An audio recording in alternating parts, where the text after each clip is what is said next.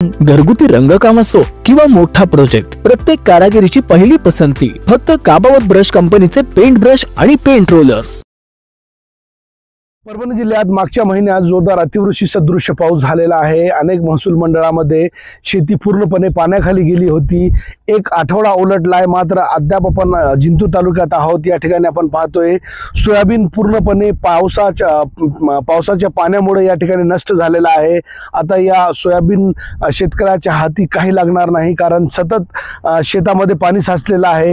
हीच परिस्थिती बाजूच्या प्लॉटवर आपण या ठिकाणी पाहतोय कापसाची आहे। कापसामध्येही अद्यापर्यंत गुडघाभर एवढा पाणी आहे आणि त्यामुळे खरीप हंगामातील ही दोन प्रमुख पिके सोयाबीन आणि कापूस मोठ्या प्रमाणावर त्याचं नुकसान झालेलं आहे। पंचनामे सुरू असल्याचा प्रशासनाचा दावा आहे, मात्र ग्राउंडवरची रियालिटी वेगळी आहे। पूर्णपणे पिके हातातून गेली असल्याने शेतकरी या ठिकाणी हवालदिल झालेला आहे। खरं तर रब्बी हंगामामध्ये ही शेतकऱ्यांच्या हातातोंडाशी आलेला पिकाचा नुकसान झाला होता। त्यात पावसाळ्यामध्ये पावसाळी जी पीक आहे त्यांचाही मोठ्या प्रमाणावर नुकसान जूनच्या सुरुवाती महिन्यामध्ये आणि मे मध्ये झालेल्या पावसामुळे झाला होता। त्यामुळे सतत या वर्षी शेतकऱ्यांवर निसर्गाने कुठेतरी अवकृपा दाखवल्याची स्थिती निर्माण झालेली आहे।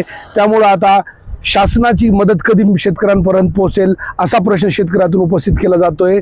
तुर्तास शेतामध्ये अद्याप एक आठवडा उलटला तरी पाणी साचलेलं आहे। त्यामुळे खरीप हंगामातील सोयाबीन आणि कापूस पिकांचा मोठ्या प्रमाणावर नुकसान झाल्याची स्थिती निर्माण झालेली आहे। कॅमेरा पर्सन सय्यद खिजरसह नजीर खान, TV9 मराठी, जिंतूर, परभणी।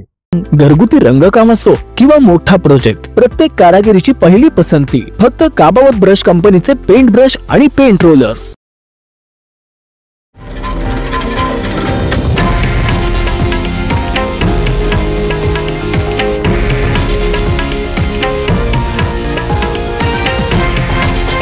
हे आहे देशातील नंबर 1 न्यूज नेटवर्क आणि आपण पाहत आहात TV9 मराठी, एकमेव।